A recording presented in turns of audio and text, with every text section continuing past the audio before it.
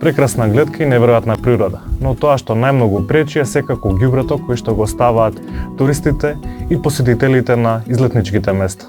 Решавањето точно на оваа нишка, одам на излет, користам производи, што и да е, ги ставам во кеса и каде оди тоа ѓубре понатаму. Е точно еден мал пример, меѓутоа пример за целиот ланец на како се одвива собирањето, фрлањето и дислокацијата на ѓубрето кај нас. Со доаѓањето на пролета и разеленување на природата се јавува потреба организирање на акции за собирање смет. Но освен акциите кои што ги организираат граѓанските активисти, потребно е институциите да ја преземат одговорност. Поголемиот дел на одговорноста, обврската лежи во формирање на организиран, инфраструктурен, институционален пристап.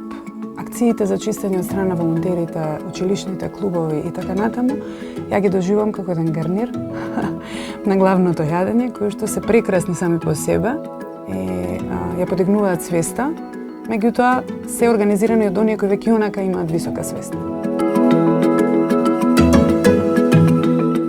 Тој менталитет на неодговорност произлегува не од ниска свест, од немање воопшто на свесност.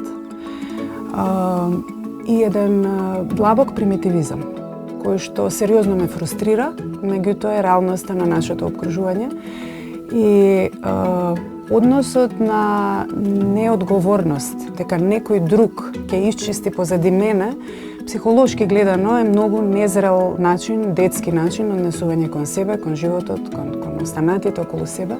Следниот пат кога ќе бидете во природа, на пикник или излет, погрижете се ѓубрето кој што ќе го создадете да го фрлите во корп, а доколку нема, земете го со вас и фрлете го во најблискиот контењер. Исто така вршете притисок до вашите локални власти да постават урбана опрема.